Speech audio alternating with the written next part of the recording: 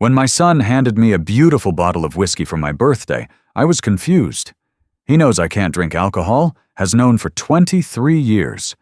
But I smiled, thanked him, and took it to his family dinner anyway. I decided to share it with his father-in-law instead. Within minutes, people were collapsing, screaming, fighting for their lives. You won't believe what happened next. Before we continue, please subscribe and let us know in the comments what you think is going on. I touch the scar across my belly every morning when I dress. 8 inches of pale, raised skin that catches the bathroom light. A daily reminder of the best decision I ever made. 23 years ago, when David was 14 and dying from liver failure, I didn't hesitate. The doctors explained the risks, the permanent changes to my life, but all I could see was my boy lying yellow and weak in that hospital bed. "Half your liver," Dr. Martinez had said, his clipboard heavy in his hands. "It's major surgery, Mr. Thompson, and you'll never be able to drink alcohol again, not even a sip." I remember nodding, watching David sleep through the window of the ICU. His breathing was so shallow I had to press my face against the glass to see his chest rise and fall. "Doctor, I'd give my whole liver if it would save him." The surgery took 9 hours. When I woke up, David was already recovering in the next room, his skin pink and healthy for the first time in months. He cried when he saw me, squeezing my hand with fingers that finally had strength again. "Dad, you saved my life," he whispered. "I'm going to take care of you forever." Those were the words that kept me going through the painful recovery, through learning to live without alcohol, through the careful diet and regular checkups that became my new normal. David was alive. My sacrifice had meaning. But somewhere along the way, my son changed. It started slowly after he married Elizabeth Morrison 3 years ago. The weekly dinners at my apartment became monthly, then occasional. The phone calls grew shorter. David's voice took on a different tone when he talked about his new life. Clipped, impatient, like he was speaking to someone who couldn't possibly understand his world. "Dad, there's this investment opportunity," he'd said 6 months ago, sitting in my kitchen but checking his phone every few minutes. "Elizabeth's father is putting together a group. We need about 20,000 to get in." I'd set down my coffee cup carefully, my hands suddenly unsteady. 20,000? "Son, you know I don't have that kind of money." His face had changed then, not disappointed but something colder. "Right, of course you don't." He'd glanced around my small apartment with barely concealed disdain. "Elizabeth's family, they understand investment. They know how to multiply money instead of just existing." The word existing had cut deeper than any scalpel, as if the life I'd built after giving him half my liver was somehow insufficient, shameful even. The requests came more frequently after that. A car loan, startup capital, a down payment on something or other. Each time I explained I lived on my hardware store wages and small pension, David's disappointment grew more obvious. He'd check his expensive watch. When had he bought such an expensive watch? And cut our visits short. "I should get back to Elizabeth's parents," he'd say, his tone suggesting that's where real conversation happened, where important people discussed important things. I watched my son drift away into a world of country clubs and investment portfolios, a world where his father's modest apartment and second-hand furniture were embarrassments to be minimized. He still called me for birthdays and holidays, still brought Elizabeth for occasional visits, but I could see him measuring the distance between his new life and his old one, finding it lacking. Last month, when he'd called about my birthday dinner, his voice had carried that careful politeness reserved for obligatory tasks. "We should do something special, Dad. Maybe dinner somewhere nice." "That would be wonderful," I'd said, grateful for any time with him. Elizabeth's father might join us. Frank's been wanting to meet you properly."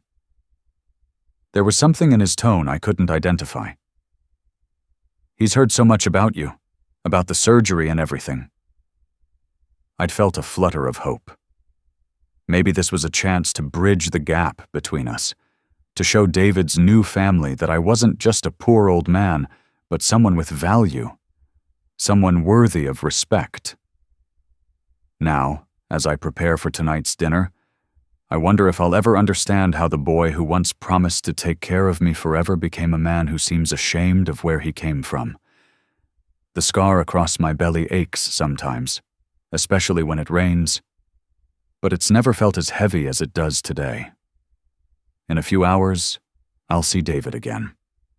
I'll shake Frank Morrison's hand and try to prove I belong in their world, even though we all know I don't.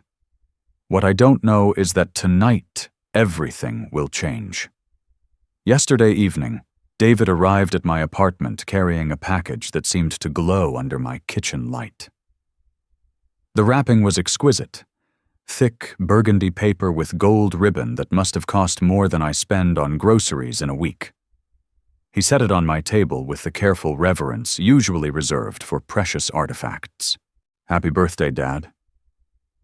His smile was bright, confident, but something in his eyes reminded me of a cat watching a mouse. "This is something really special. I wanted you to have the very best."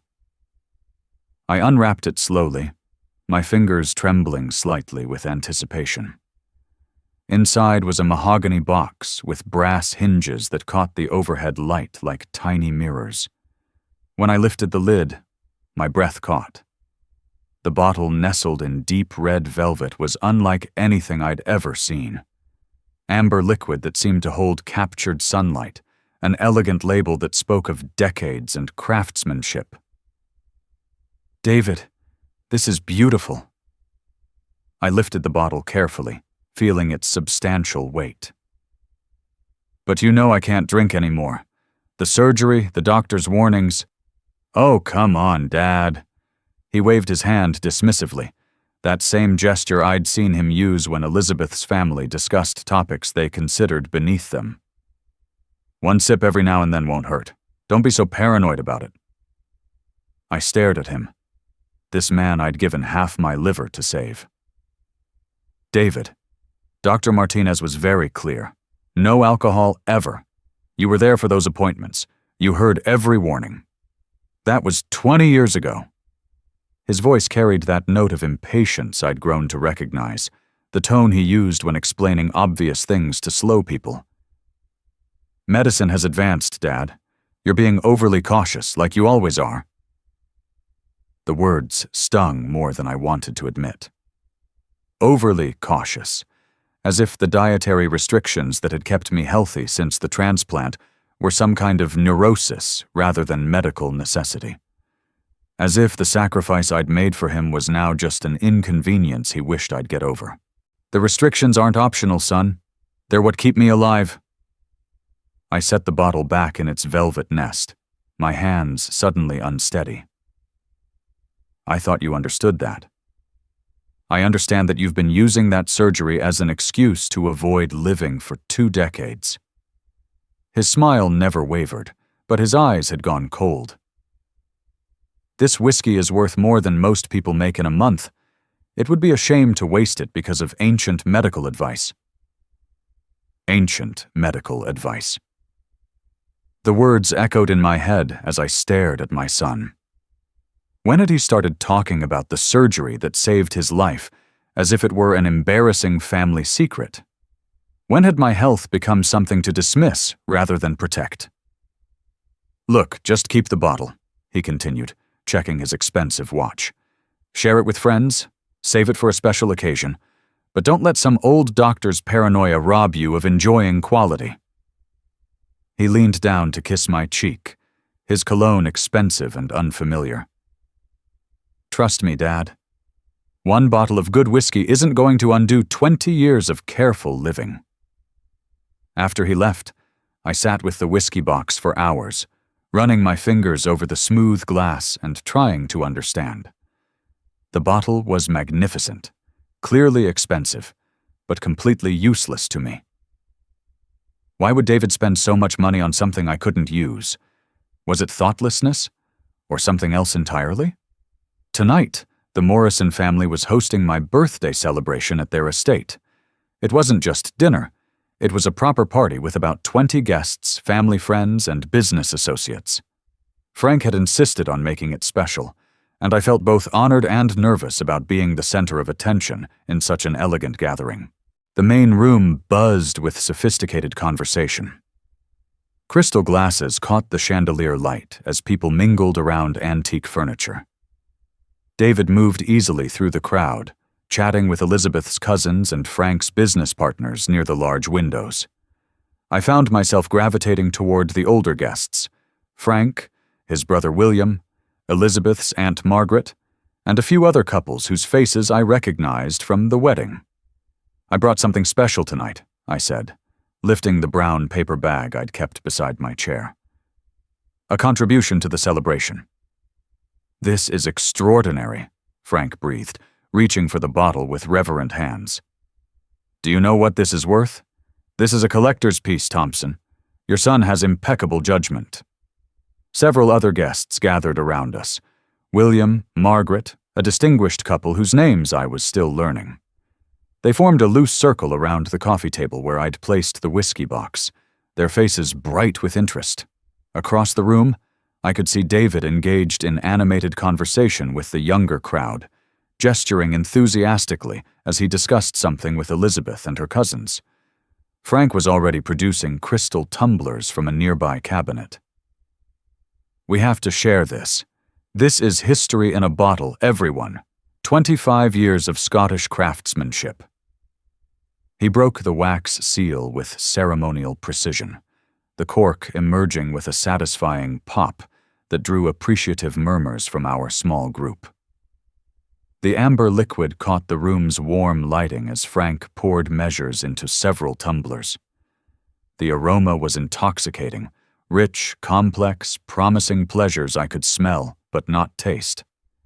William closed his eyes and inhaled appreciatively. Margaret commented on the beautiful color. To Thompson, Frank raised his glass, his eyes warm with genuine affection. For his generosity and for raising such a fine son. The others raised their glasses in agreement. I held my own glass, breathing in the whiskey's magnificent scent, but Dr. Martinez's voice echoed in my memory. I set the glass down carefully. "You know what? This is my gift to all of you. My pleasure tonight is watching you enjoy something truly exceptional." Frank nodded approvingly and took a careful sip, his eyes closing in appreciation. "Magnificent, absolutely magnificent." William and Margaret followed suit, along with the other guests who'd gathered around us. They talked about distilleries and aging processes while I watched with deep satisfaction, glancing occasionally toward David, who was still absorbed in conversation across the room. Then Frank went rigid. His crystal tumbler slipped from suddenly nerveless fingers, shattering against the hardwood floor in a spray of amber liquid and sharp glass. His eyes went wide, not with surprise, but with terror. His hands flew to his throat, clawing at his collar like he was drowning in air. "Frank?" William started to ask, but his own voice cut off as his face drained of color. Margaret gasped and dropped her glass, the crystal exploding against the floor. Around our small circle, the other guests who'd shared the whiskey began showing similar symptoms: pale faces, shaking hands, looks of confused horror. The elegant conversation in our corner of the room died instantly. Then Frank made a choking sound, his body convulsing as he slumped sideways in his chair. William collapsed to his knees, clutching his stomach. Margaret's breathing became rapid and shallow as she gripped the arm of her chair. "Frank!" David's voice cut through the air as he came rushing from across the room, his face shifting from confusion to absolute horror as he took in the scene. "What's happening? Frank, what's wrong?" He dropped to his knees beside his father-in-law's chair, his hands hovering helplessly as Frank's body shook violently. "Call a doctor! Someone call an ambulance now!" David's voice cracked with genuine panic, his face white with shock and terror. Around us, the party guests were backing away in horror, some screaming, others pulling out phones to call for help. I sat frozen, my heart pounding like a drum in my chest.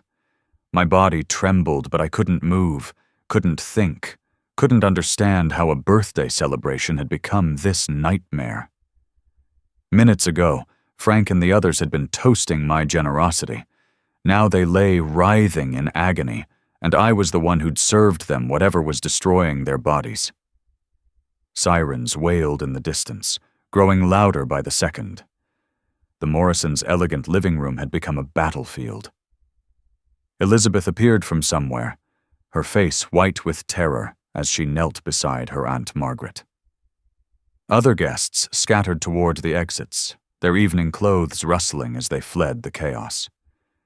David knelt among the fallen, trying to help Frank, to comfort William, his hands shaking as he attempted to loosen his father-in-law's tie. Tears streamed down his face as he looked up at me, his eyes wild with panic and confusion. "Dad, what happened? What's wrong with them? They were fine, they were laughing, and then—" All I could see was the shattered scene. People crying out in pain, bodies collapsing, ambulance lights beginning to paint the mansion's windows red and blue. The beautiful whiskey bottle sat abandoned on the coffee table, its brass hinges now looking like accusatory eyes in the harsh light of the emergency responders flooding through the front door. My mind was completely blank. I had no idea how a birthday gift had become a weapon. I had no idea why Frank Morrison and the other guests were fighting for their lives. I had no idea that in the next few hours, I would become the prime suspect in their attempted murder. The whiskey I'd served, the gift I couldn't use, had somehow turned my birthday celebration into a nightmare none of us would ever wake up from. And David, my son who'd given me that beautiful, deadly bottle, knelt crying among the victims with the same terror and confusion I felt, neither of us understanding how love had become poison. The paramedics worked with mechanical precision, their voices clipped and urgent as they loaded Frank onto a stretcher. His face was gray, his breathing shallow, an oxygen mask covering his nose and mouth.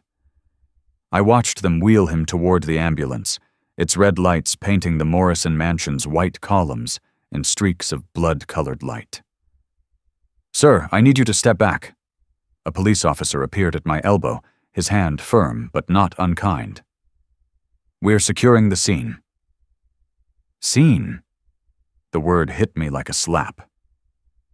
The Morrisons' elegant living room, where I'd felt so welcomed just an hour ago, was now a crime scene. Yellow tape stretched across the doorway. Officers with latex gloves photographed everything: the broken crystal, the spilled whiskey, the spots where Frank and the others had collapsed. Detective Santos arrived as the last ambulance pulled away, its sirens fading into the night. She was a thin woman with sharp eyes that seemed to catalog every detail. The whiskey bottle still sitting in its mahogany box. The guest list Elizabeth was tearfully providing to another officer, the way I stood apart from everyone else, isolated by what I'd done. "I'm Detective Santos." Her badge caught the light as she approached me. "I understand you were responsible for serving the alcohol tonight?" My mouth went dry. Responsible. The word carried weight I wasn't prepared for. "I brought the whiskey, yes. It was supposed to be a gift, a contribution to my birthday celebration. And where did you obtain this whiskey?" Her pen was already moving across a small notebook.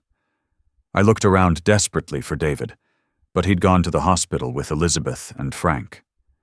The other guests had been questioned and released, leaving me alone with the police and the wreckage of what should have been a joyful evening.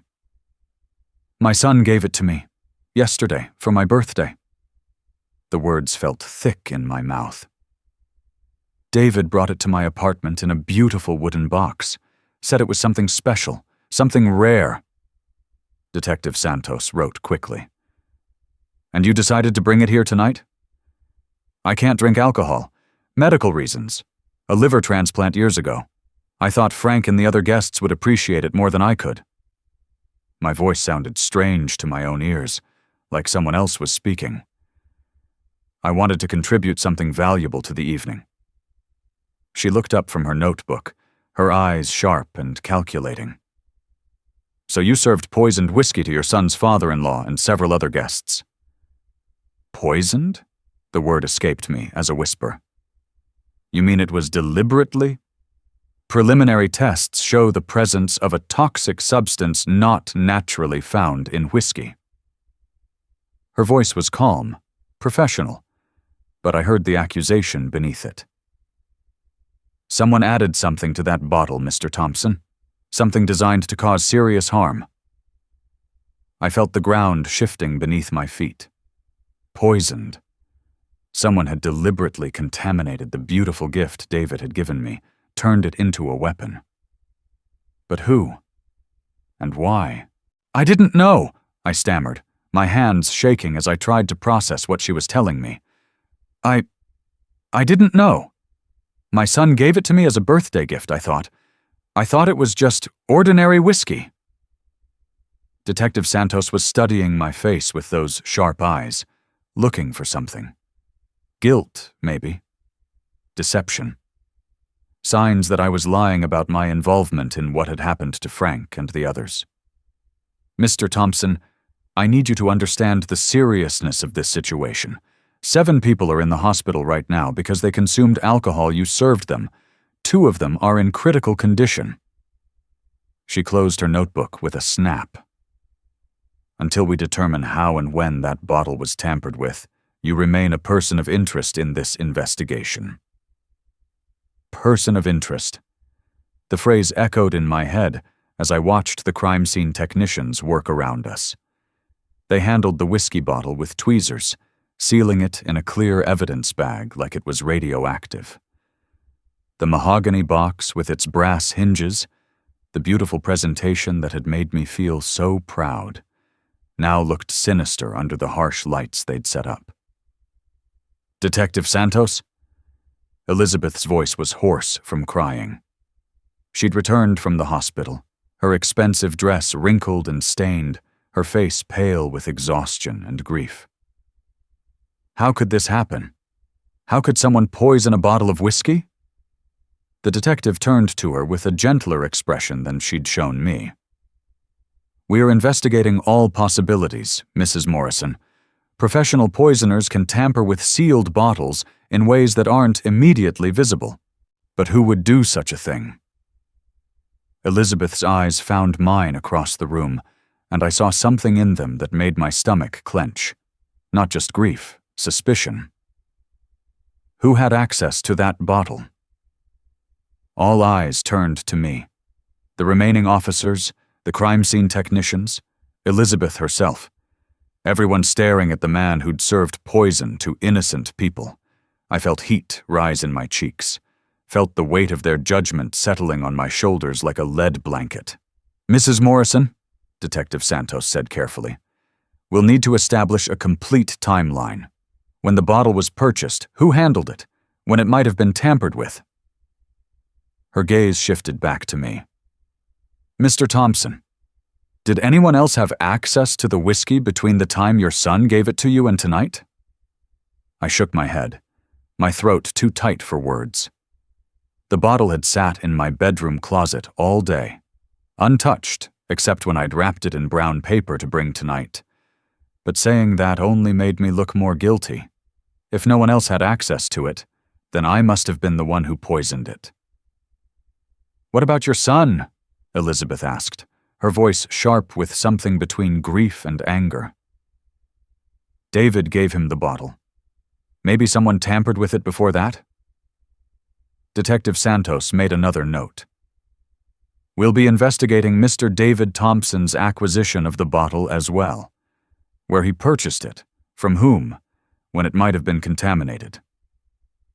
I wanted to defend David, to explain that he was as much a victim as anyone. My son had been devastated by what happened to Frank, crying as he held his father-in-law's hand in the ambulance. Whatever had happened to that whiskey, David hadn't known about it any more than I had, but the words wouldn't come. Every time I tried to speak, I heard Detective Santos's voice. "You served poisoned whiskey." The accusation hung in the air like smoke, choking off any defense I might offer. "Mr. Thompson." The detective's voice brought me back to the present. "I'm going to need you to come to the station for a formal statement. We need to establish exactly what happened here tonight, and your role in it." My role in it, as if I'd deliberately served poison to people who'd welcomed me into their home, who'd treated me with kindness and respect, as if I'd wanted to hurt Frank Morrison, a man who'd shaken my hand and called me family. "Am I under arrest?" My voice was barely a whisper. "Not at this time, but I strongly advise you not to leave town while this investigation is ongoing." She gestured toward the door. "Shall we go?" As they led me out of the Morrison mansion, I caught one last glimpse of the living room where my birthday had been celebrated just hours earlier. The elegant furniture was still there, the crystal chandelier still gleaming. But everything felt contaminated now.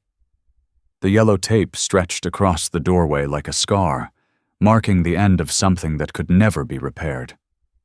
In the police car, I pressed my hand to my side, feeling the ridge of scar tissue beneath my shirt. 23 years ago, I'd given David half my liver to save his life. Tonight, I'd served poison to his father-in-law and called it a birthday gift. The irony was so cruel, it felt like a punishment from God. Outside the car window, the Morrison estate faded into darkness, its windows still glowing with crime scene lights. Somewhere in the city, Frank Morrison was fighting for his life in a hospital bed. And somewhere else, David was probably crying over what his father had done to the people he loved. I closed my eyes and tried to understand how a gift had become a weapon, how love had become poison, how the man who'd saved his son's life had become the prime suspect in attempted murder. But no matter how hard I tried, I couldn't make sense of any of it. All I knew was that 7 people were dying because of whiskey I'd served them, and everyone, including my own son's wife, was looking at me like I was a killer. The police station interrogation room smelled like stale coffee and industrial disinfectant. Detective Santos sat across from me at a metal table that bore the scratches and stains of countless confessions. The fluorescent lights hummed overhead, casting harsh shadows that made everything look gray and lifeless. "Let's go through this again, Mr. Thompson." She opened a thick manila folder and pulled out several sheets of paper. "You served the whiskey to approximately 7 people at the Morrison residence, is that correct?" I nodded, my throat dry despite the water they'd given me. "Frank, his brother William, Elizabeth's Aunt Margaret, and a few other guests whose names I don't remember clearly. They had gathered around the coffee table when I brought out the bottle." "And you physically poured the whiskey into their glasses?" "Frank did most of the pouring. He broke the seal, opened the bottle, distributed the glasses." I pressed my palms against the cold metal table. I just presented the bottle. I wanted to share David's gift with people who would appreciate it." Detective Santos wrote something in her notebook. "But you were the one who brought the poisoned alcohol to the party. You were the one who initiated its consumption." The words hit me like physical blows. Poisoned alcohol. Initiated its consumption. She was making it sound like I had deliberately set out to harm people, when all I'd wanted was to contribute something valuable to my birthday celebration. "I didn't know it was poisoned," I said for what felt like the 100th time. "The bottle came from David. My son gave it to me as a birthday gift. How could I know someone had tampered with it?" "That's what you keep saying." Detective Santos leaned back in her chair, studying my face. "You keep mentioning your son. almost like you're trying to shift responsibility to him." Her words made my stomach clench with guilt and confusion. "I'm not trying to shift blame to anyone. I'm telling you the truth. David brought me that bottle yesterday evening. If someone poisoned it, they did it before it reached me." "Or," she said quietly, "someone with access to the bottle poisoned it after your son gave it to you. Someone who knew it would be shared at a family gathering." The implication hung in the air like smoke. She was suggesting I had poisoned the bottle myself, that I had deliberately contaminated my son's gift before bringing it to the party. The idea was so monstrous I couldn't even form words to deny it. A knock at the door interrupted us. Another detective entered, carrying a clipboard and wearing the grim expression of someone bearing bad news. "Santos, we've got statements from the other guests." He glanced at me, then back at her.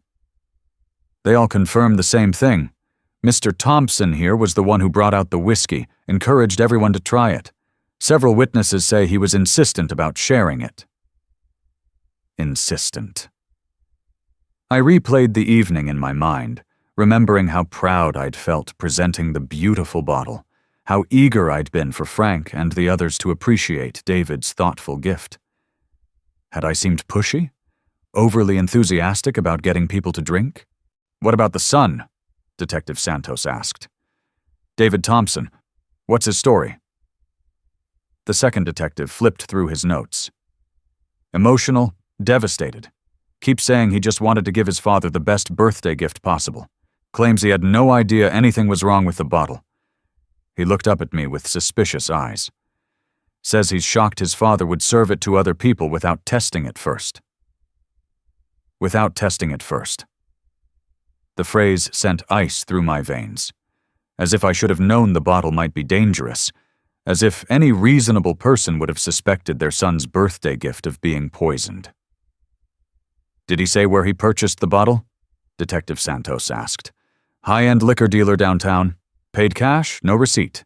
Says the dealer came highly recommended, but he doesn't remember who recommended him." The detective's tone suggested he found this convenient lack of memory suspicious. "We're trying to track down this dealer, but so far no luck." They talked about David like he wasn't my son, like he was just another suspect in their investigation.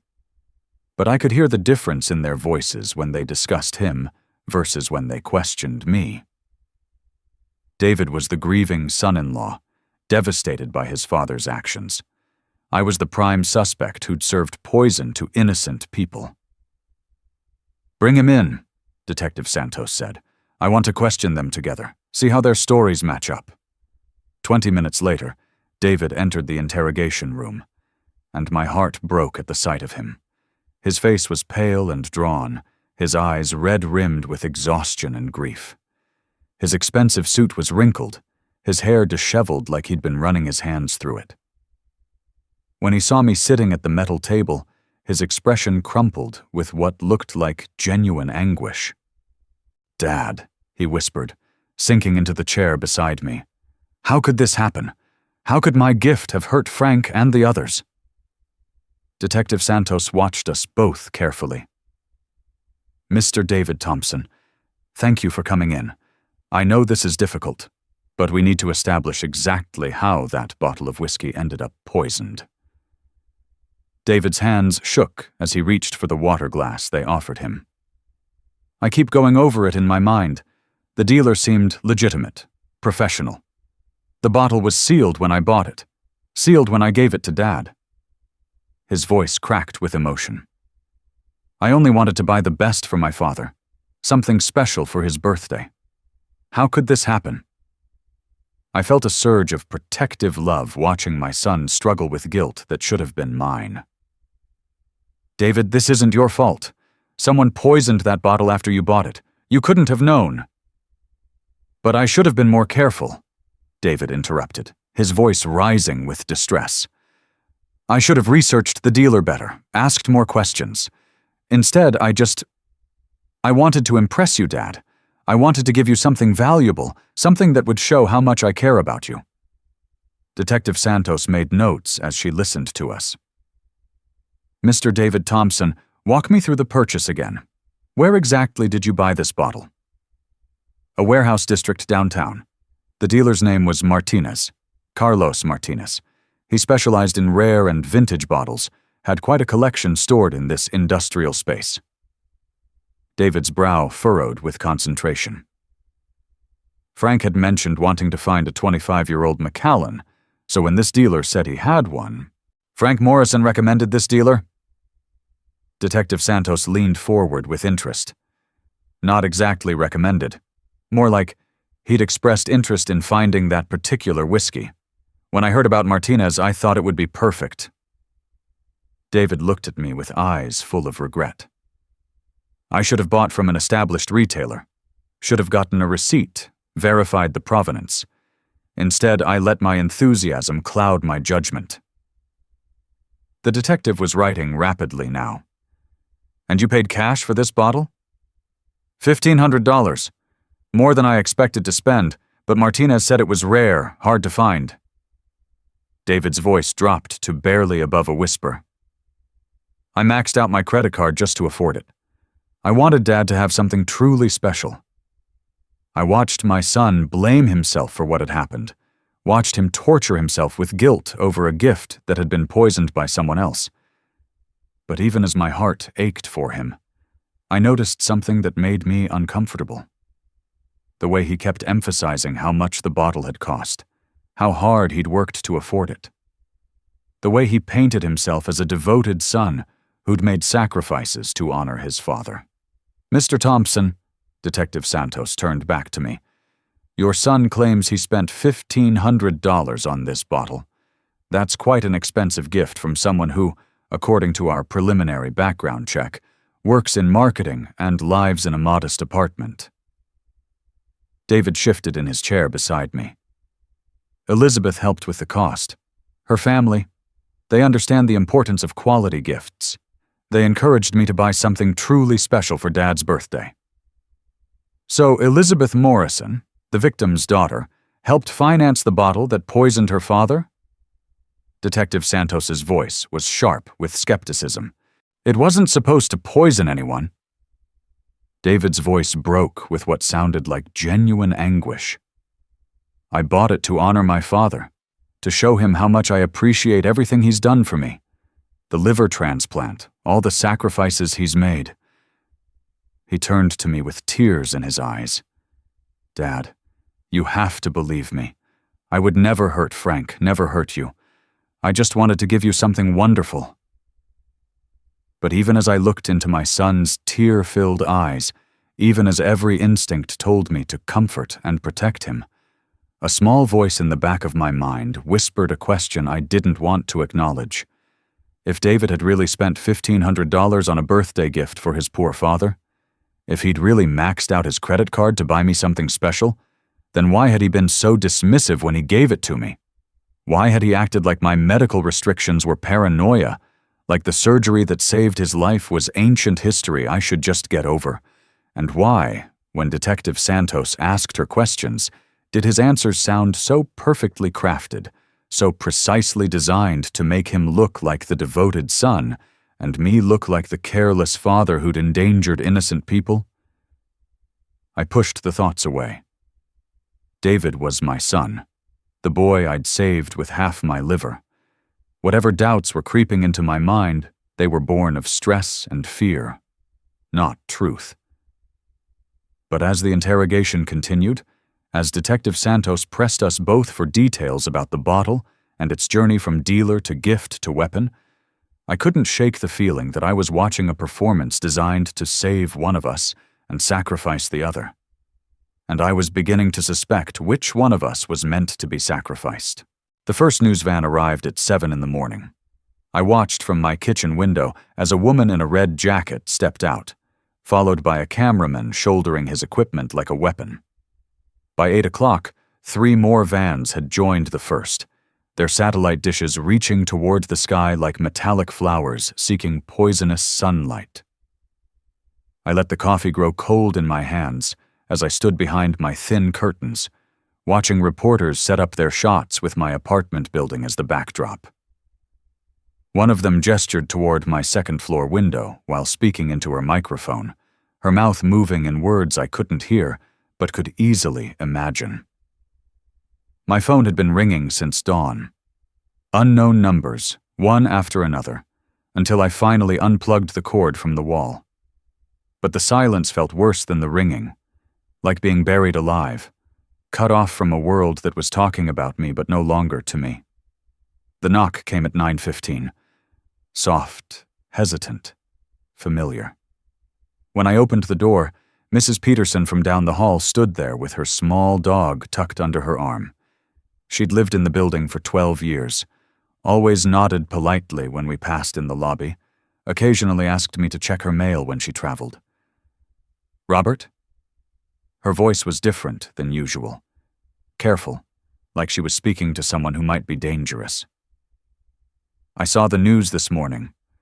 They're saying—" She trailed off, her eyes searching my face for something I couldn't give her. "They're saying I poisoned people." The words tasted like ash in my mouth. "They're saying I served poisoned whiskey to my son's family." Mrs. Peterson's grip tightened on her dog, pulling the small animal closer to her chest. "Is it true?" The question hung between us like a blade. Not, "Did you mean to do it?" or "How did this happen?" Just the simple, terrible inquiry. "Is it true?" "I brought the whiskey to the party. People drank it and got sick." I kept my voice steady, factual. "That much is true." Her face changed. Not dramatically, but in small ways that spoke louder than words. A slight step backward. Eyes that wouldn't quite meet mine. The kind of polite distance people maintain around something they don't understand, but instinctively fear. "Well," she said finally, "I'm sure it will all work out." But her voice carried no conviction, and when she turned to leave, I noticed she held her dog a little tighter. I closed the door and leaned against it, listening to her footsteps retreat down the hallway. 23 years I'd lived in this building. 23 years of quiet interactions, borrowed cups of sugar, shared concern when Mrs. Chen's husband had his heart attack. Now I was the man who might poison you if you got too close.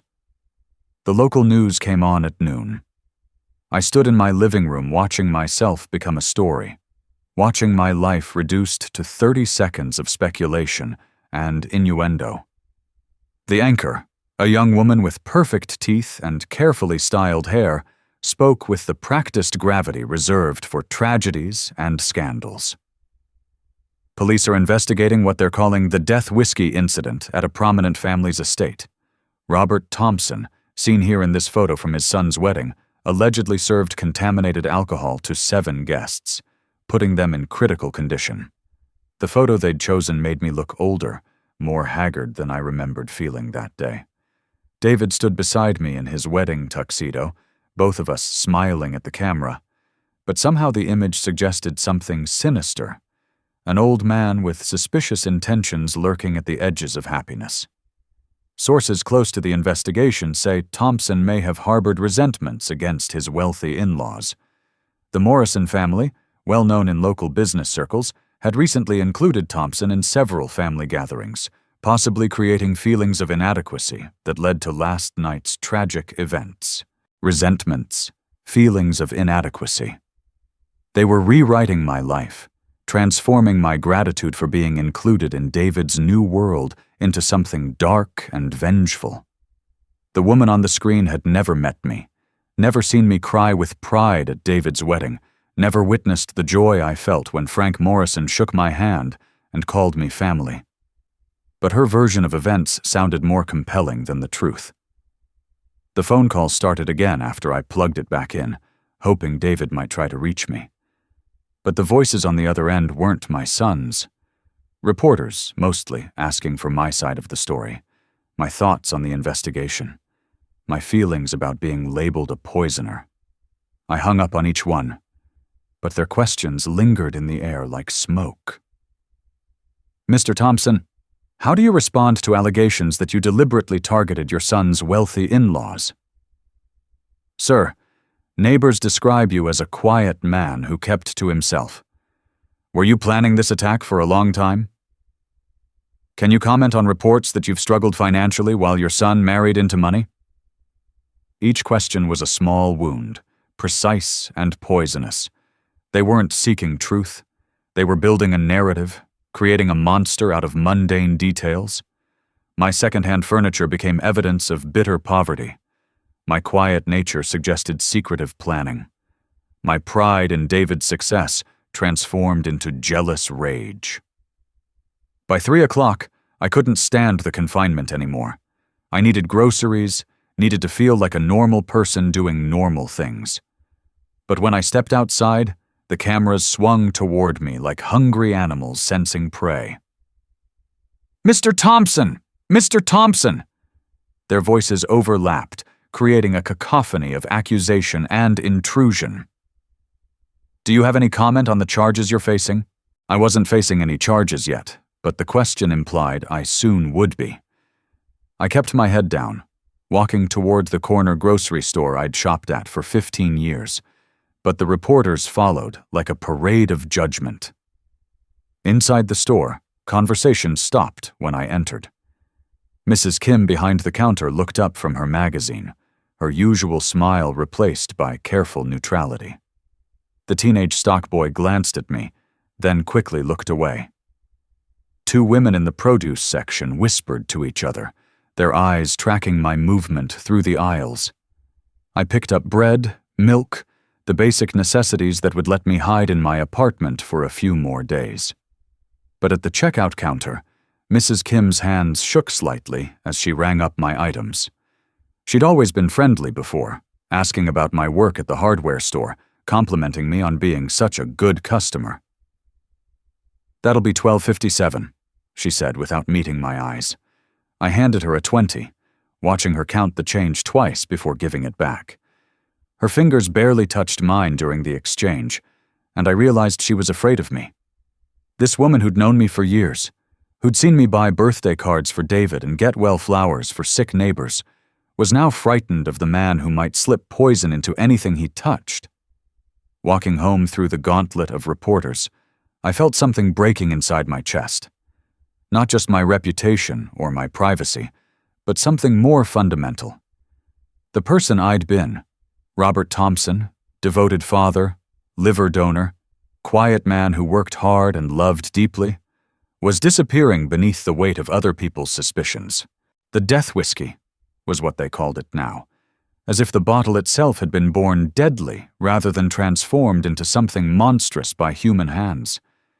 And I was the man who'd served it, the father who'd brought poison to a birthday celebration, the suspect who claimed innocence while evidence mounted around him like a funeral pyre. By evening, the news vans had multiplied. My apartment building was surrounded by cameras and reporters, all waiting for the next development in the story of how a poor man's resentment had turned a family gathering into a crime scene. But what none of them knew, what I was just beginning to suspect, was that the real story wasn't about my supposed jealousy or inadequacy. The real story was about a son who'd found the perfect way to destroy his father while looking like a victim himself. Detective Santos called at 8 in the morning, her voice crisp and professional through the phone line. The reporters outside my building were already setting up their equipment for another day of speculation and accusation, their cameras pointing toward my window like mechanical vultures. "Mr. Thompson, we need you to come in again. We've uncovered some new information about the whiskey bottle that requires clarification." I dressed carefully in my one remaining clean shirt, the same navy suit I'd worn to David's wedding 3 years ago. My hands shook as I knotted the tie, and I had to start over twice before getting it right. Whatever new information they'd found, it wasn't going to be good news for me. The walk to my car was a gauntlet of shouted questions and flashing cameras. I kept my head down, ignoring the reporters who thrust microphones toward my face like weapons. One young man with perfectly styled hair stepped directly into my path, forcing me to stop. "Mr. Thompson, Sources say police have evidence that contradicts your story about the whiskey's origin. Do you care to comment? I stared at her, my mind struggling to process what she was telling me. But David said Frank had recommended him, said he'd heard about this dealer through business connections. Frank Morrison has no memory of recommending any dealer named Martinez. Detective Santos's voice was flat, factual. In fact, when we asked him about it yesterday at the hospital, he was quite clear that he'd never heard of anyone by that name. The room seemed to tilt around me.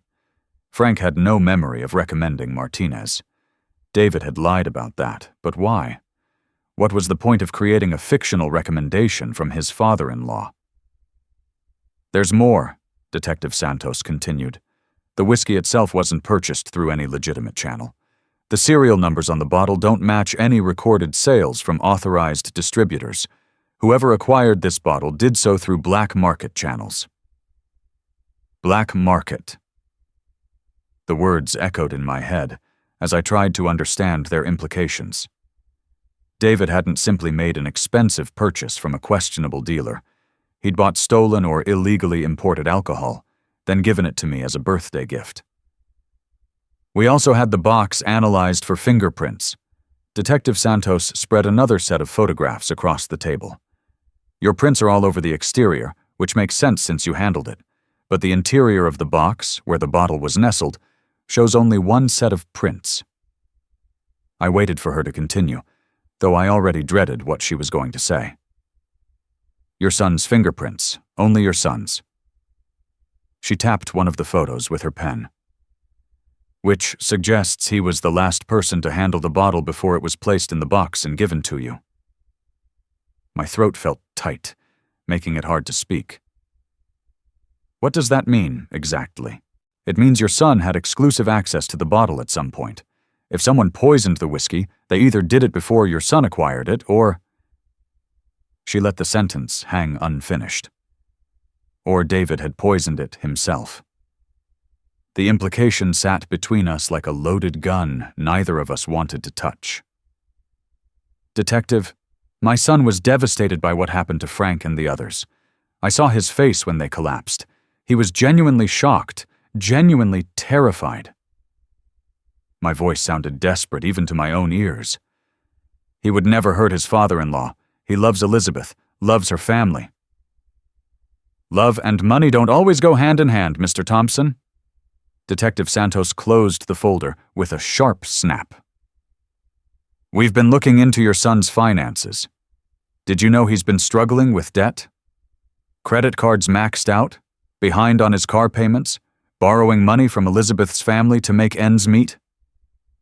I shook my head slowly. David had always seemed so prosperous, so comfortable in his new world of wealth and privilege. His expensive suits, his confident manner at family gatherings, the way he'd talked about investment opportunities. None of it had suggested financial desperation. People do desperate things when they're backed into a corner, Detective Santos said quietly. Sometimes they lash out at the people they blame for their problems. David doesn't blame me for anything. I'm his father. I saved his life when he was 14. With a liver transplant that left you unable to drink alcohol. Her eyes were sharp, calculating.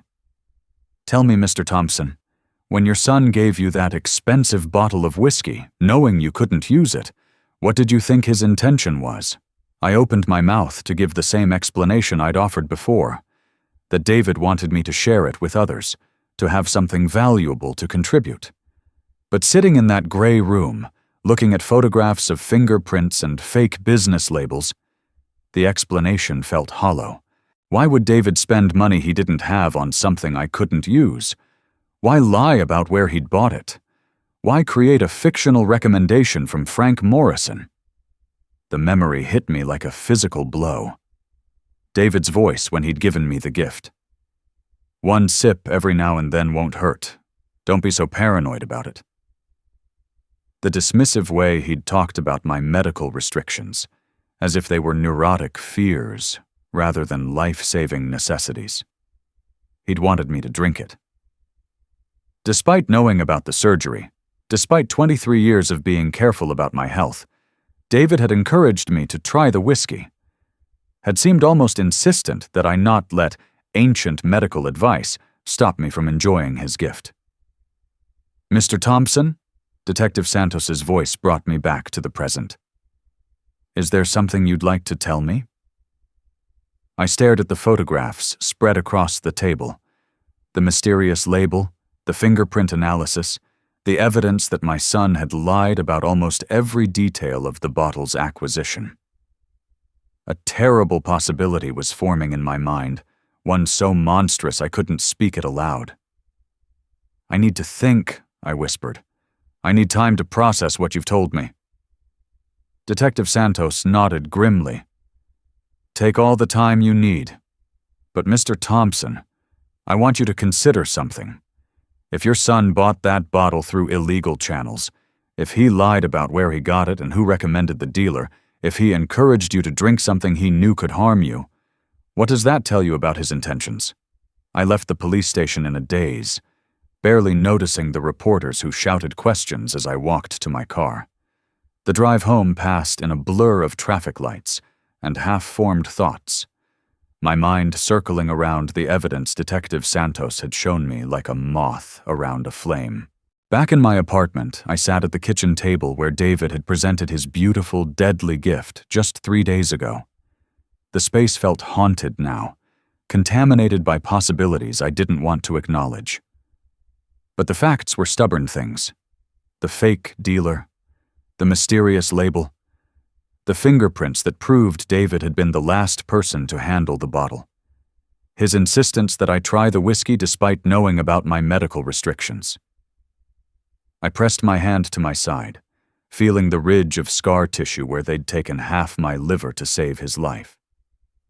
23 years ago, I'd given David part of my body so he could live. And now I was beginning to suspect he'd tried to return the favor by giving me poison disguised as love. The thought was so terrible, so fundamentally wrong, that my mind recoiled from it like a hand jerking away from a hot stove. But it wouldn't go away.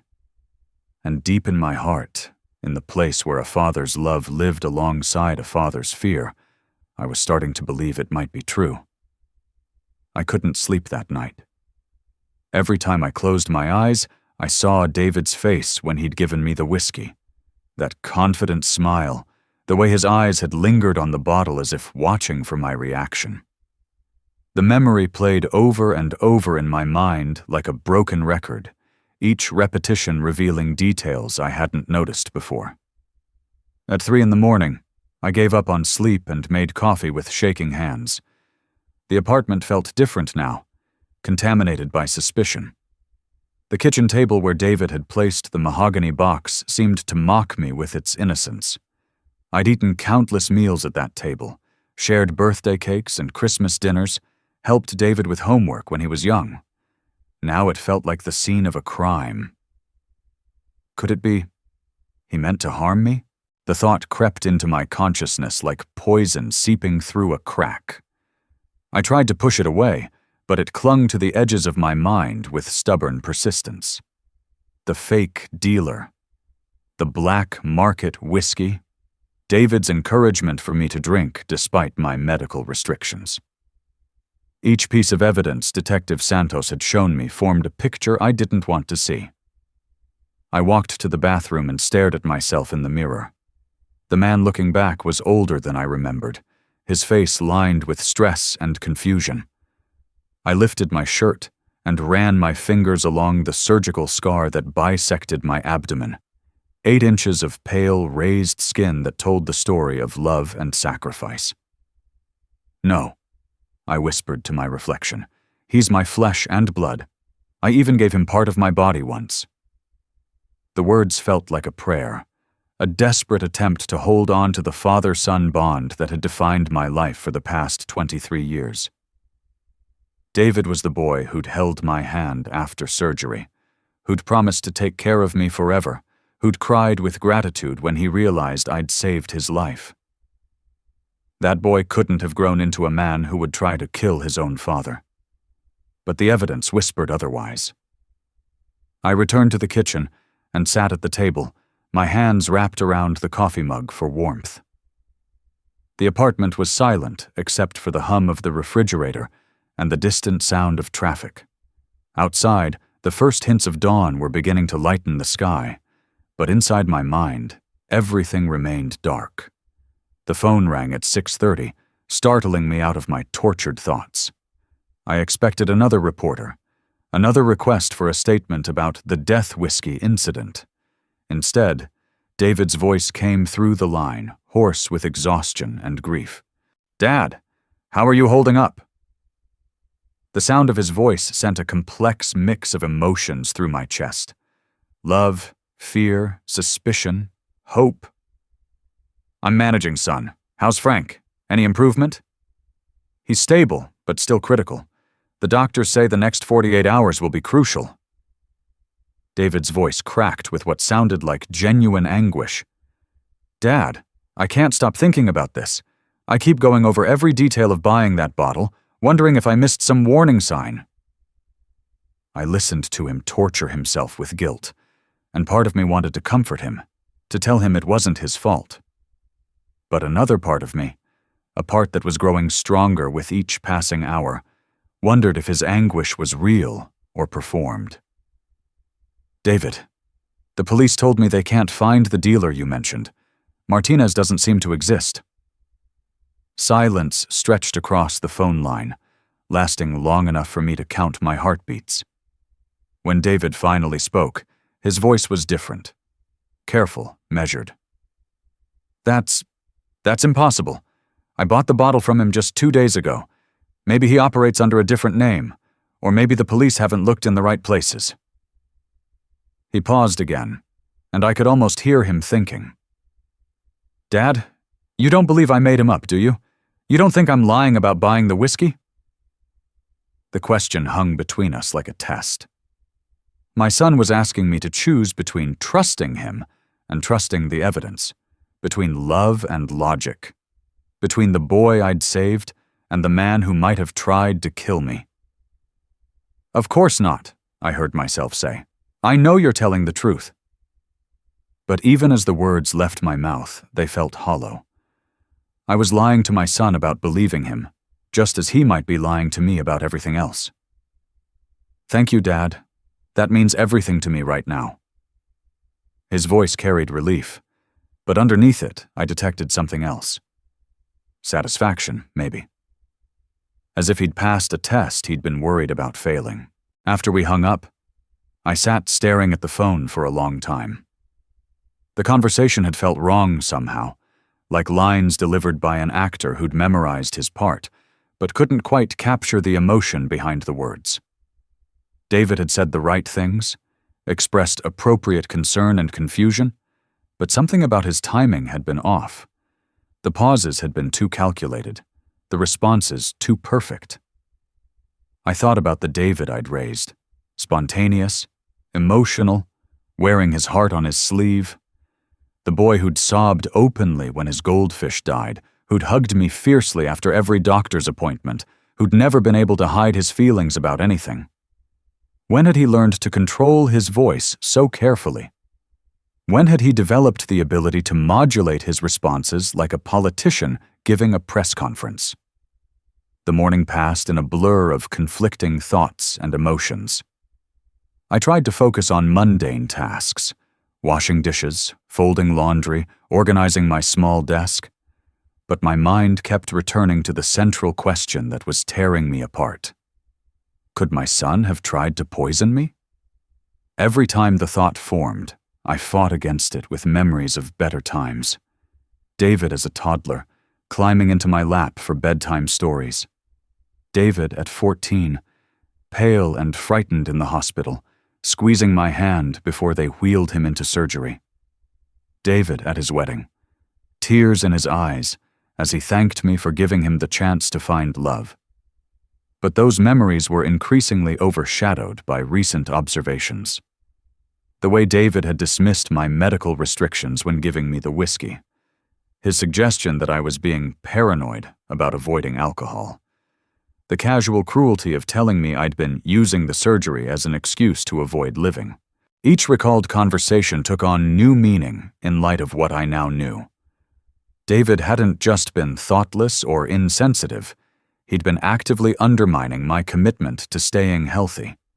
He'd been encouraging me to take risks that could have killed me. The realization hit me like a physical blow. If I had drunk that whiskey, if I had followed David's encouragement to have just a sip, despite 23 years of medical warnings, I would be dead now. The poison that had put Frank Morrison in critical condition would have killed me outright, given my compromised liver function. David had known this. He'd been there for every doctor's appointment, had heard every warning about alcohol being potentially fatal for transplant patients. He'd known exactly what would happen if I drank poisoned whiskey. I sank into my armchair, my hands shaking so violently I had to clasp them together to make them stop. The boy I'd saved with half my liver had tried to kill me with a bottle of poisoned alcohol. The son who'd promised to take care of me forever had planned my murder and disguised it as a birthday gift. But even as the evidence mounted in my mind, even as logic demanded I accept the truth, my heart rebelled against it. This was David. My David. The child I'd loved more than my own life, more than my own body. Fathers don't give up on their sons. They don't abandon them to suspicion and doubt, no matter what the evidence suggests. "No," I whispered to the empty apartment. "He's my flesh and blood. He's my son." The words echoed in the silence, a desperate prayer to a God who might have stopped listening. Because somewhere deep in my heart, in the place where a father's love wars with a father's fear, I was beginning to accept a truth too terrible to speak aloud.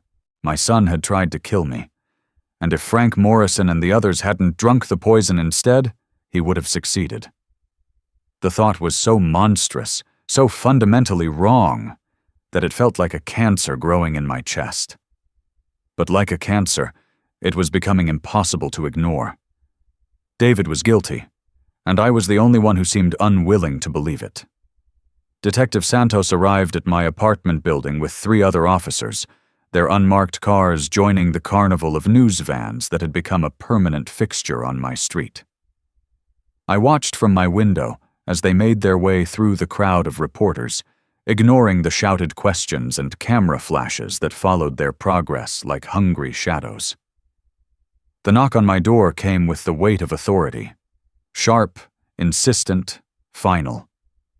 When I opened it, Detective Santos stood there with a folder thick enough to contain my entire life story, her face wearing the expression of someone who'd been working without sleep for days. "Mr. Thompson, we have some developments in the case. I'm going to need you to come with us." "Am I under arrest?" The question escaped before I could stop it, my voice sounding thin and frightened in the hallway. "Not at this time, but we have new evidence that requires clarification from both you and your son." She glanced over my shoulder into my apartment, taking in the sparse furniture and second-hand decorations. "We're bringing David in as well." The ride to the police station passed in silence. I sat in the back seat, watching the city blur past the windows, while my mind raced through possibilities. New evidence. What had they found now? What piece of the puzzle had finally clicked into place? At the station, they led me to a different room this time. Larger, with a table that could seat 6 people and windows that looked out onto the parking lot. David was already there when I arrived, sitting with his hands folded on the metal surface, his face pale but composed. He looked up when I entered, and for just a moment I saw something flicker in his eyes. Fear, maybe, or calculation. "Dad." His voice was carefully modulated, carrying just the right note of concern mixed with confusion. "Do you know what this is about?"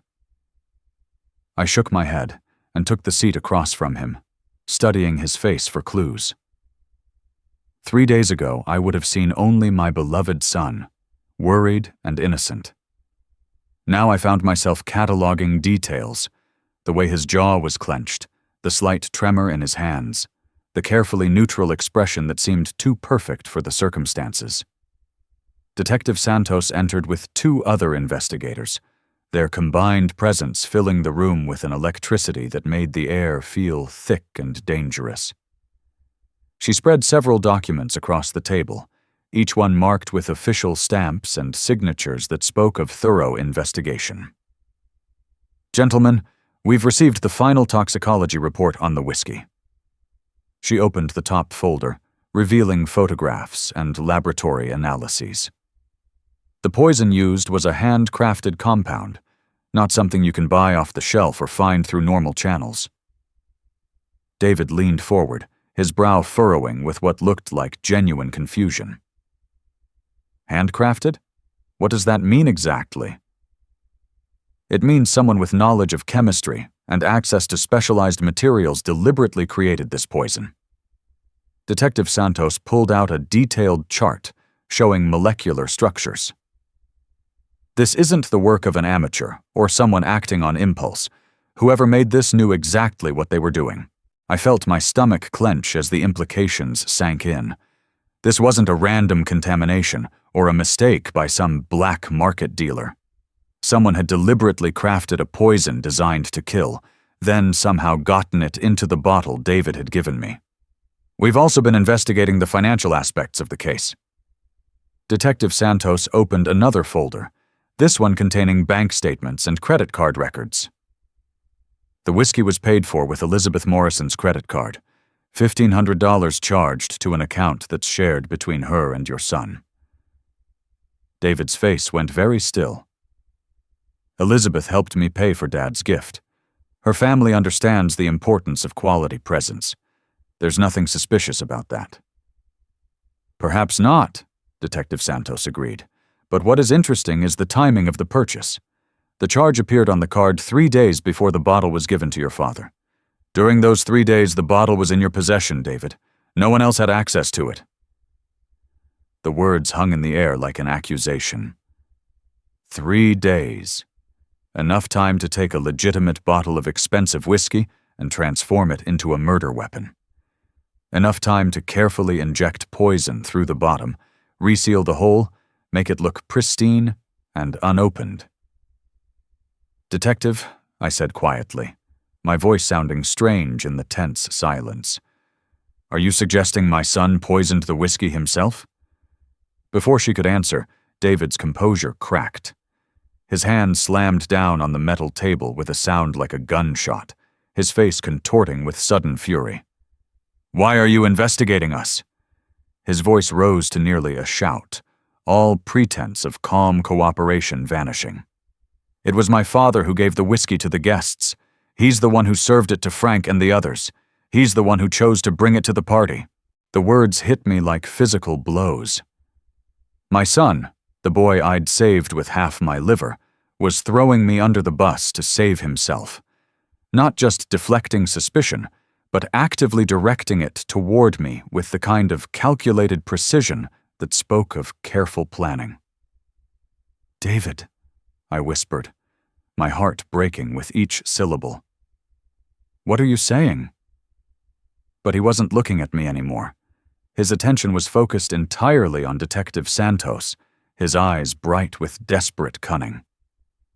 "My father has been struggling with money for years. He resents Elizabeth's family for their wealth, resents me for marrying into it. He's made comments about feeling left out, about not being able to contribute to our lifestyle." Each word was a knife sliding between my ribs. David was painting a picture of a bitter, jealous father who'd finally snapped under the pressure of his own inadequacy. He was turning my love for him into evidence of motive, my pride in his success into proof of resentment. "I gave him that bottle as a gift of love and respect," David continued, his voice gaining strength as he built his narrative. "I had no idea he would use it as a weapon against Frank and the others. I trusted him with something valuable, and he perverted it into an instrument of revenge." Detective Santos was writing rapidly, capturing every word of my son's betrayal.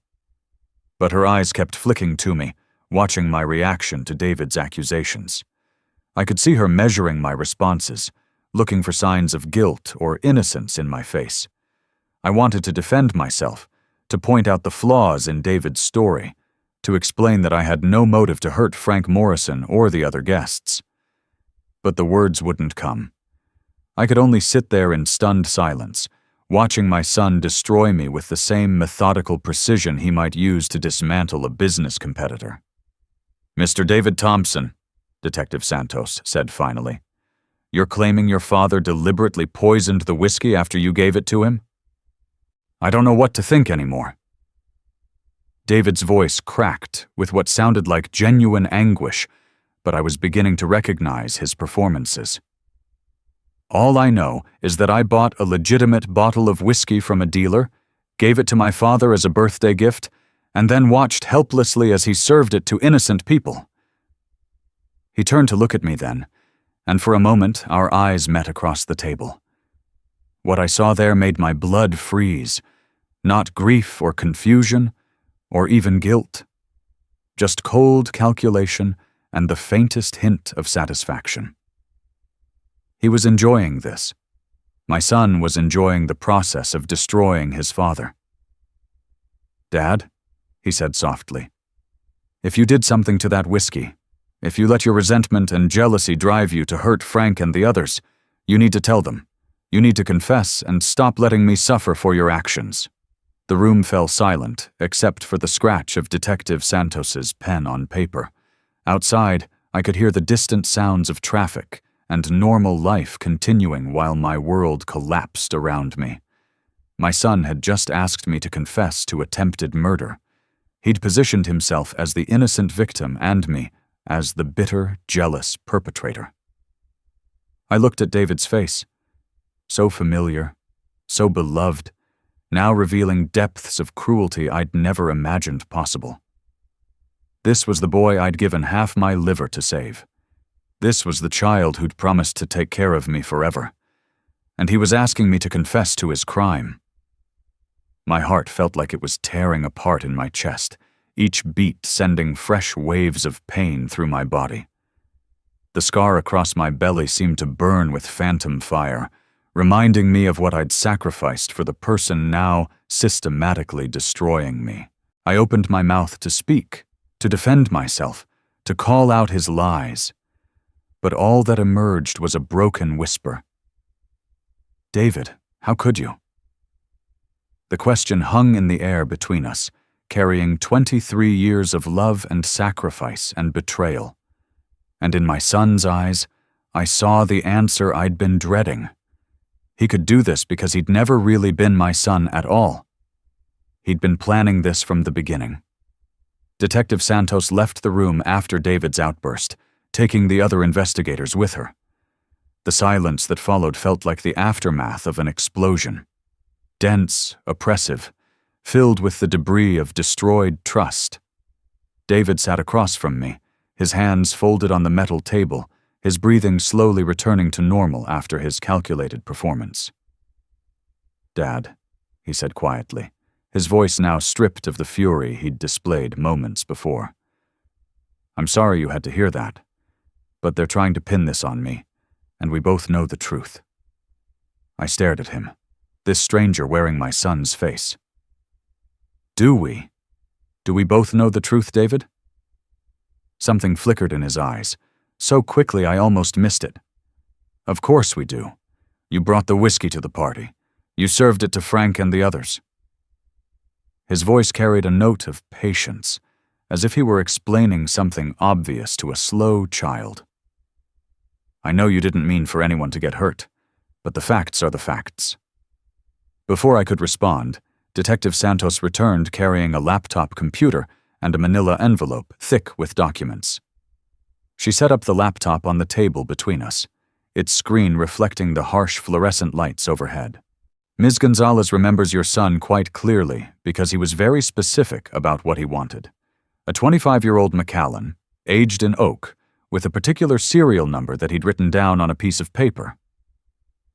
Detective Santos pulled out a handwritten note in a clear evidence bag.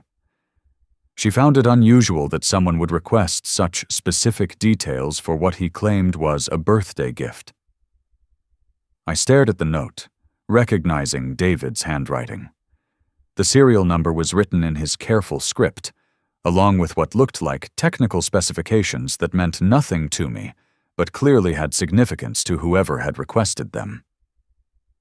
Ms. Gonzalez also remembers the payment method, Detective Santos said, pulling out a credit card receipt. $1,500 charged to Elizabeth Morrison's Visa card. She had to call for authorization because of the large amount. The receipt was crisp and official, bearing David's signature and Elizabeth's name in embossed letters. There was no mystery about this transaction, no shadowy dealer named Martinez, no warehouse in the industrial district. Just my son, buying expensive whiskey from a legitimate retailer, paying with his wife's credit card. The most interesting part, Detective Santos continued, is what happened after the purchase. Ms. Gonzalez remembers your son asking specific questions about the bottle's construction, about how the wax seal worked, about whether it would be possible to detect if the bottle had been opened and resealed. David's carefully controlled facade finally cracked. His face went pale, and I saw sweat beading on his forehead despite the cool temperature in the room. She thought it was an odd conversation for someone buying a gift, Detective Santos said, her voice flat and professional. But she answered his questions because he was spending a lot of money. She explained that with the right tools and knowledge, it was possible to open a bottle, alter its contents, and reseal it so convincingly that most people would never notice. The room felt like it was spinning around me. David hadn't just bought the whiskey. He'd researched how to tamper with it. He'd asked technical questions about opening and resealing bottles. He'd planned this with the methodical precision of someone who'd thought through every detail. We also have fingerprint evidence, Detective Santos continued, pulling out another set of photographs. The bottle shows clear prints from your son on both the exterior and the cork mechanism. These prints were left after the bottle was opened and resealed, not during the original purchase.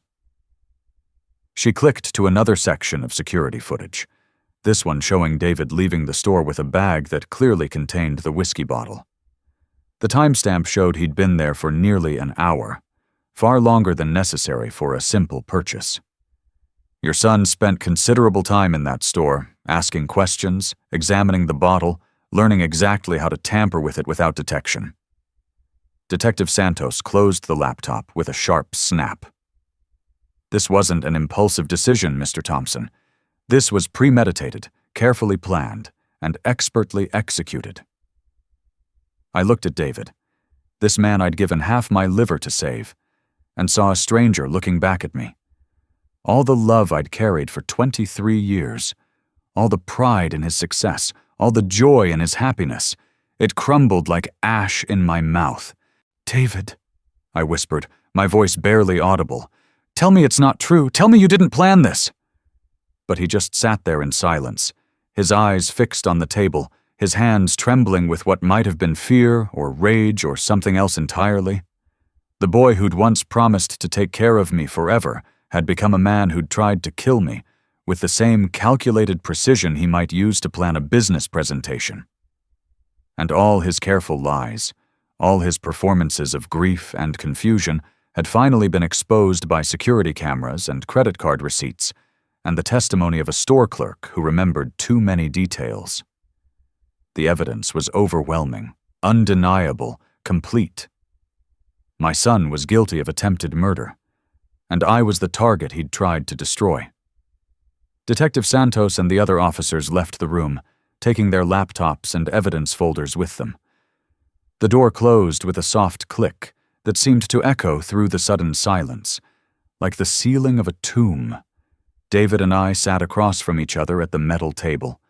23 years of love and sacrifice, hanging between us like a bridge that was finally, inevitably, collapsing.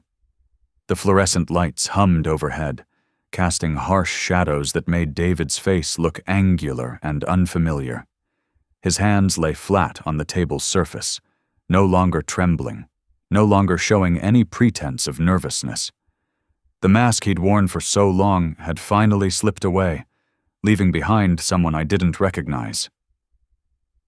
So, he said quietly, his voice carrying a note of resignation mixed with something that might have been relief. I suppose you know everything now. I stared at him, this stranger wearing my son's face, and felt something breaking apart in my chest. Not my heart. That had been cracking for days. Something deeper, more fundamental, the foundation of who I thought I was, who I thought we were together. Why? The word came out as barely a whisper, my throat too tight for proper speech. I gave you part of my body so you could live. How could you? The question hung in the air between us, carrying the weight of surgical scars and sleepless nights, of doctor's appointments and dietary restrictions, of a father's love that had literally carved pieces from his own flesh to save his child. David looked at me for a long moment, his eyes flat and emotionless. Then he leaned back in his chair, his mouth twisting into something that might have been a smile if it had contained any warmth. How could I what, Dad? Try to put you out of your misery? Try to solve both our problems at once? His voice was conversational, almost casual, as if we were discussing the weather instead of attempted murder. Both our problems? I felt like I was drowning in confusion. What problems? David, I've never seen you as a problem. You're my son. You're everything to me. Something flickered across his face then, a spasm of what might have been pain or anger or disgust. And that's exactly the problem, isn't it? I'm everything to you, which means you're nothing without me. Do you have any idea what it's like, carrying that burden, being someone's entire reason for existing? His words hit me like physical blows.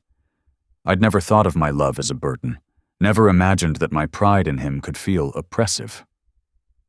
David, you never meant to make me feel guilty every day of my life? His voice was rising now, losing its casual tone and taking on an edge that cut through the stale air of the interrogation room. You never meant to remind me constantly of what you'd sacrificed for me? Of how much I owed you? I shook my head, my eyes filling with tears I'd been holding back for days. I never asked you to feel guilty. I saved your life because I love you, not because I wanted something in return. Didn't you? David's eyes were cold now, calculating. Then why do you always touch that scar when you talk about the surgery? Why do you mention it every time someone compliments your character? Why does every conversation we have somehow circle back to how you gave me half your liver? The accusations stung because they carried a grain of truth I didn't want to acknowledge. I did touch the scar sometimes, unconsciously running my fingers along the raised skin. I was proud of what I'd done, proud of the sacrifice I'd made. But I'd never seen it as manipulation, never recognized how it might feel to someone on the receiving end of that kind of love. Even if that's true, I said slowly, even if I made you feel obligated somehow, that doesn't explain why you tried to kill me. David, you could have talked to me. You could have told me how you felt. David's laugh was sharp and bitter. Talk to you? About what? About how your poverty embarrasses me? About how Elizabeth's family looks at me with pity because my father works at a hardware store and lives in a tiny apartment? About how I can't get the capital I need for investments because my rich in-laws think I come from inferior stock? I stared at him, watching my son transform into someone completely alien. So you thought if I was dead? If you were dead, I'd be the grieving son who'd lost his father to the long-term effects of a heroic liver donation. David's eyes were bright now, animated by the clarity of his plan. I'd inherit your life insurance policy. Not much, but enough to get started. More importantly, I'd be free from the constant reminder of my humble origins. Elizabeth's family would see me as someone who'd overcome tragedy, not someone dragged down by inferior connections. The cold calculation in his voice made my blood freeze. He'd thought through every angle, considered every benefit. My death wasn't just convenient, it was profitable. I'm sick of hearing you remind me of that sacrifice, as if I owe you my whole life. David continued, his voice turning venomous. I'm tired of being the grateful recipient of your generosity. I want to escape your shadow, Dad. I want to be my own man, not just the boy whose father gave him a liver. I felt tears running down my cheeks, but I barely noticed them. David, you are your own man. You always have been. I never wanted to control you or hold you back. I want to escape your shadow, he repeated, as if I hadn't spoken. That whiskey was the only way.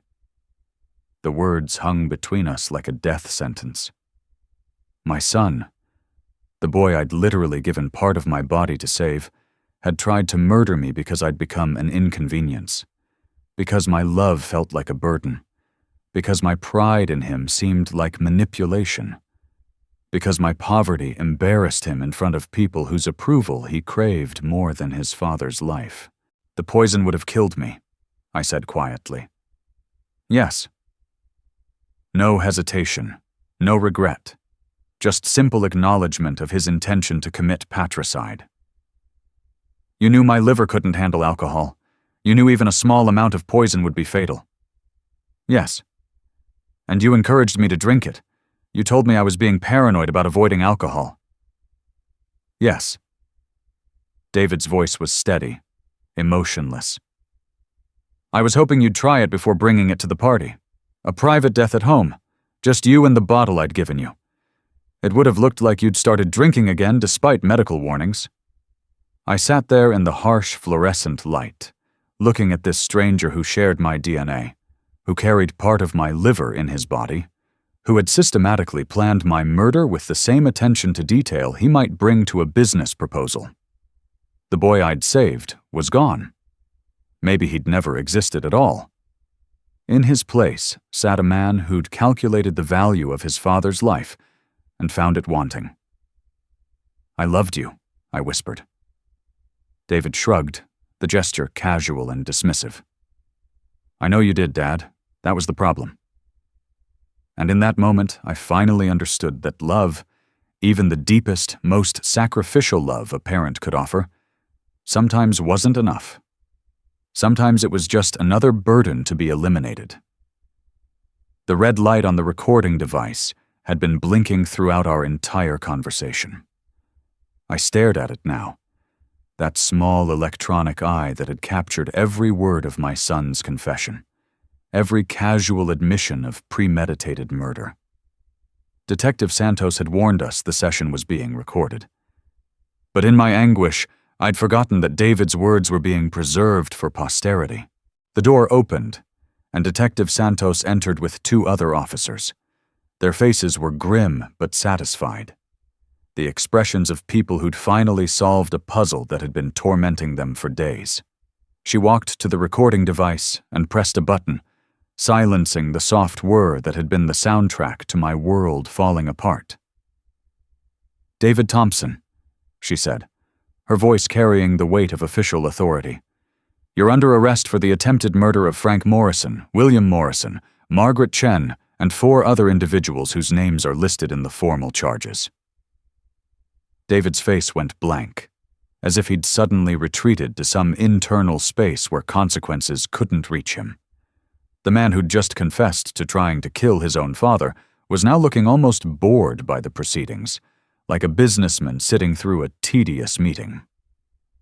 You have the right to remain silent, Detective Santos continued, pulling out handcuffs that caught the fluorescent light like silver snakes.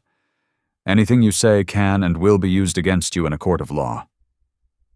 I watched them place the cuffs around David's wrists, the same hands that had once held mine after his surgery, that had hugged me at his wedding, that had carefully placed a poisoned bottle of whiskey on my kitchen table.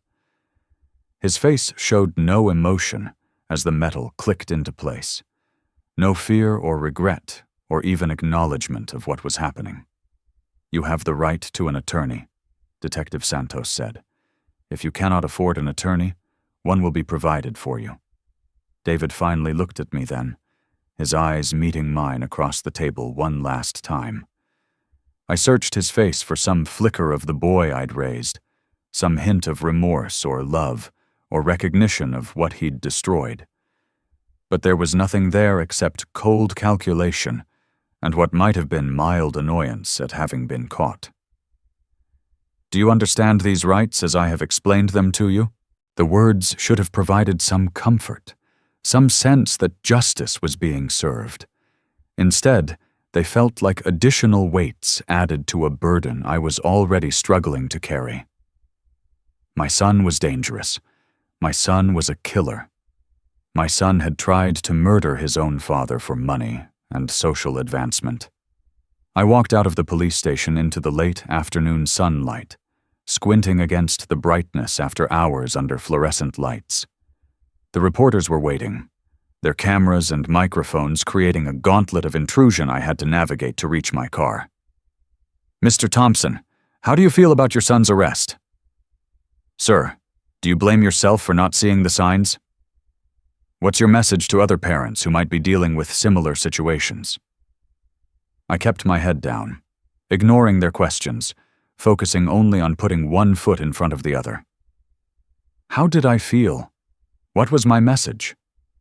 I had no words for the devastation that had replaced my heart, no wisdom to offer other parents whose children hadn't tried to kill them. In my car, finally alone, I sat for a long time without starting the engine. Through the windshield, I could see the reporters still waiting, still hoping for a statement that would never come. My son was gone. Not dead, but something worse. Transformed into a stranger who'd calculated the value of his father's life and found it insufficient. The boy I'd saved with half my liver had repaid me by trying to take the whole rest of me. I turned the key and drove home through streets that looked the same as they always had, even though everything had changed forever. Night had fallen by the time I stepped out of the police station. The wind howled through the empty streets, cutting through my thin jacket and chilling me to the bone. The reporters had finally gone home, leaving behind only scattered coffee cups and the ghost of their intrusive questions. I walked slowly across the parking lot, my legs unsteady beneath me. Halfway to my car, I stopped under a street lamp, its yellow light creating a small circle of illumination in the surrounding darkness. The sob rose from somewhere deep in my chest. Raw, broken, unfamiliar. That day, I tore apart my own body to keep you alive. The words escaped as barely a whisper, carried away by the wind. My hand moved unconsciously to my side, pressing against the surgical scar that had saved David's life and defined mine for 23 years. I thought you would live with gratitude and kindness. My voice cracked, each word torn from a throat tight with grief. But in your eyes, I am just a poor, shameful shadow, a burden you long to erase. You want me gone from your life, just so you can hold your head high. The street lamp flickered overhead, casting dancing shadows that seemed to mock my pain. I wiped the tears from my cheeks with the back of my hand, tasting salt and regret, and the bitter knowledge that love sometimes destroys what it tries to save. I walked past my car and into the maze of dark streets beyond. My shoulders hunched against the cold, my body curving inward as if trying to protect what remained of my heart. Behind me, the street lamp continued its lonely vigil, marking the spot where a father had finally understood that even the deepest sacrifice can become a burden too heavy for a child to bear. My footsteps echoed off empty buildings as I disappeared into the darkness, no longer the man who'd believed love could conquer anything. I was just a shadow now, hunched, broken, fading into a night that offered no comfort. The boy I'd given half my liver to save had tried to take the rest of me, and in the ways that mattered most, he'd succeeded. This wound would never heal.